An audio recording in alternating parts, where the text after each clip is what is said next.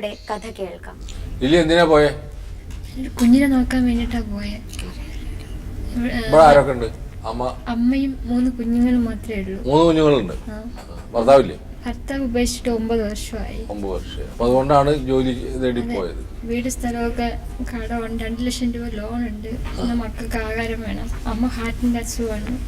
ജീവിക്കാൻ ഒട്ടും നിവർത്തിയില്ലതുകൊണ്ട് ഇങ്ങോട്ട് ഞങ്ങളുടെ വീടിൻ്റെ അടുത്തുള്ള ഒരു ഏജന്റിന്റെ ഓഫീസ് വഴിയാണ് ഞാൻ പോയത്.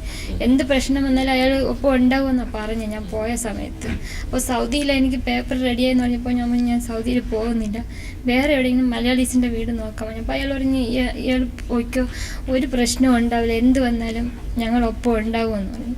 പക്ഷെ പോയി 2 മാസം ദമാമിൽ ആ മേഡത്തിൻ്റെ അമ്മയുടെ വീട്ടിൽ എന്നെ കൊണ്ടുപോയി. ആ വീട്ടിൽ ഒരു പ്രശ്നമില്ല, ഭക്ഷണമുണ്ട്, സമാധാനമുണ്ട്, എനിക്ക് പറ്റുന്ന ജോലിയാണ്, പ്രശ്നമില്ല.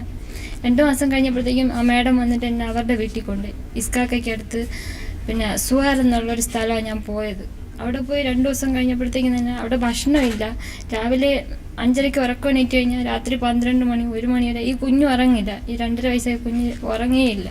കുഞ്ഞ് നിസ്സാരമായിട്ട് ഒന്ന് താനെ വീണ് കഴിഞ്ഞാൽ ആ സ്ത്രീ വന്ന് എന്നെ ഉപദ്രവിക്കും. ഞാൻ കൊച്ചിനെ ഉപദ്രവിച്ചിട്ടാണ് കൊച്ചു കരഞ്ഞിരുന്നു.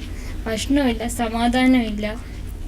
ഞാൻ അങ്ങനെ പറഞ്ഞ് എനിക്കിവിടെ ജോലി ചെയ്യാൻ പറ്റും. ഞാൻ ഓഫീസിൽ വിളിച്ച് പറഞ്ഞു വേറെ എന്നെ വീട് മാറ്റി തരാൻ പറ്റുമെന്ന് ചോദിച്ചപ്പോൾ പറഞ്ഞു ലില്ലി പുഷ്പം 3 മാസം എങ്ങനെയും പിടിച്ച് നിൽക്കുക, അത് കഴിഞ്ഞിട്ട് വേറെ വീട് മാറ്റി തരാം. ഞാൻ പറഞ്ഞു എനിക്ക് വിശന്നിട്ട് ജോലി ചെയ്യാൻ കഴിയുന്നില്ല, എനിക്ക് പച്ചവെള്ളം കുടിച്ചിട്ടാണ്, പക്ഷേ ഭക്ഷണം എനിക്ക് പ്രശ്നമില്ല. അവിടെ എനിക്ക് സമാധാനം ഇല്ല. ആ മേഡം തലമുടിക്കൊക്കെ പിടിച്ചിട്ട് വലിക്കും, പുറത്ത് തല്ലും. ഞാൻ പറഞ്ഞു അങ്ങനെ ആയപ്പോഴത്തേക്ക് എനിക്ക് തന്നെ ഒരു മെൻ്റൽ പോലെ എനിക്ക് തോന്നി. എൻ്റെ 3 മക്കളെ അമ്മയെ ഓർത്തിട്ട് അമ്മയോടൊന്നും ഫോണിൽ എനിക്ക് വിളിച്ച് പറയാൻ തോന്നാത്ത അവസ്ഥയായിരുന്നു. എനിക്ക് സങ്കടം പറയാൻ എനിക്ക് ആരുമില്ല. അവസാനം ഓഫീസിൽ വിളിച്ചിട്ട് ഞാൻ പറഞ്ഞു എനിക്ക് ജീവനോടെ എത്തണം, അല്ലെങ്കിൽ ഞാൻ ഇവിടെ ആത്മഹത്യ ചെയ്യും, എനിക്ക് സഹിക്കാൻ പറ്റുന്നില്ല, എൻ്റെ മക്കളെ എനിക്ക് നാട്ടിൽ വന്ന് കാണണം. അയാൾ പിന്നെ ഫോൺ എടുക്കില്ല. എൻ്റെ അമ്മയ്ക്ക് ചുമ്മാതെ വിളിച്ച് പറയും ലില്ലി പുഷ്പം നല്ല സന്തോഷത്തോടെ ജോലി ചെയ്യണം, അമ്മ ഒന്നുകൊണ്ട് വിഷമിക്കണ്ട, നല്ല ഫുഡ് കിട്ടുന്നുണ്ട്, അമ്മ എന്തിനാണ് ഇങ്ങനെ ടെൻഷൻ അടിക്കണം. അപ്പോൾ അമ്മ എൻ്റെ അടുത്തോട് ചോദിക്കും മക്കൾക്ക് ആഹാരം കിട്ടുന്നില്ലല്ലോ. അപ്പം ഞാൻ പറയും ആ കിട്ടുന്നു. ഒരു ദിവസം എനിക്ക് രാത്രിയിൽ 10-10:30 ആയപ്പോഴത്തേക്കും അമ്മ ഫോൺ വിളിച്ചു. എനിക്ക് സഹിക്കാൻ പറ്റാതെ ഞാൻ വാവിട്ട് കരഞ്ഞു, അമ്മ എനിക്ക് പറ്റുന്നില്ല, ഇവിടെ ആരെങ്കിലും അറിയിച്ച് എന്നെ എങ്ങനെയും നാട്ടിലെത്തിച്ചു. അപ്പോൾ അമ്മയും 1-2 ആൾക്കാരുടെ ഓഫീസിൽ പോയി പറഞ്ഞു എന്നെ നാട്ടിലെത്തിക്കാം. അപ്പോൾ അയാൾ പറഞ്ഞു 1,75,000 രൂപ കൊടുക്കുകയാണെങ്കിൽ എന്നെ നാട്ടിലെത്തിക്കാമെന്ന് പറഞ്ഞു. അപ്പോൾ ഞങ്ങളുടെ വീട്ടിൽ സാമ്പത്തികമായിട്ടൊന്നുമില്ല. അമ്മ പറഞ്ഞു ഒരു നിവൃത്തിയില്ല മക്കളെ, ഇനി എന്ത് ചെയ്യും. അങ്ങനെ ഇവിടെ എംബസിക്കും പ്രവാസി ലോകത്തേക്കൊക്കെ അമ്മ ഒന്ന് അപേക്ഷ കൊടുക്കുകയും എൻ്റെ സങ്കടങ്ങൾ അറിയിക്കുകയും, പിന്നെ ഇതിൻ്റെ ഇടയ്ക്ക് എൻ്റെ ഫോണുണ്ടായിരുന്നു, സിമ്മൊക്കെ പിടിച്ച് വാങ്ങിച്ചു.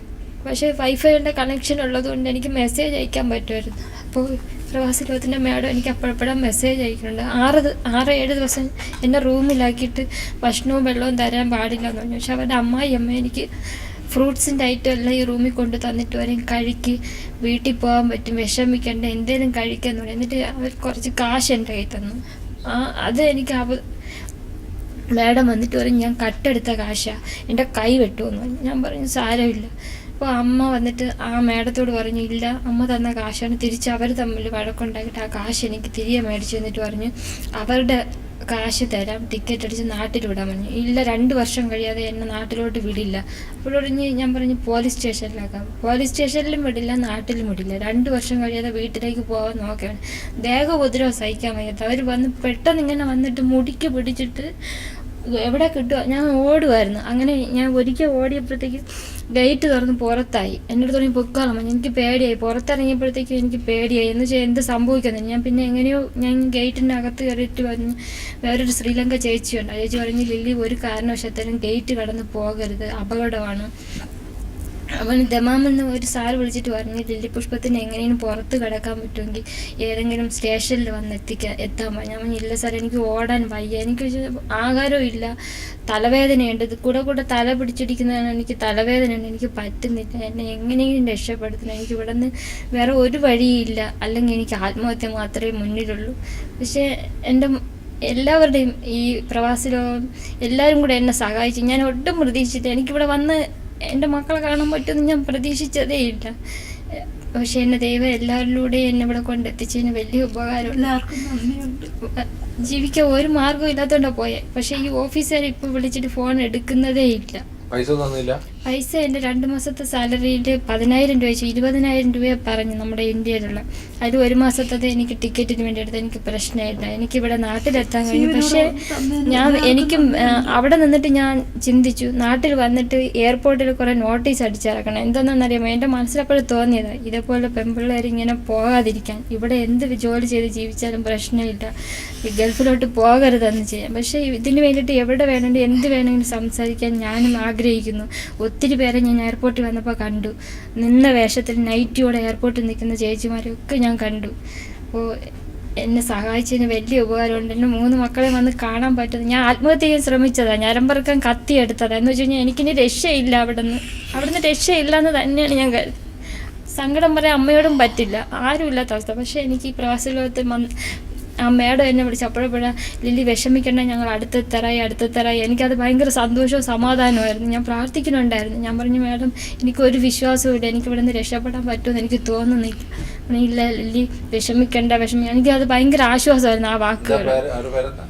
മുഫീദ.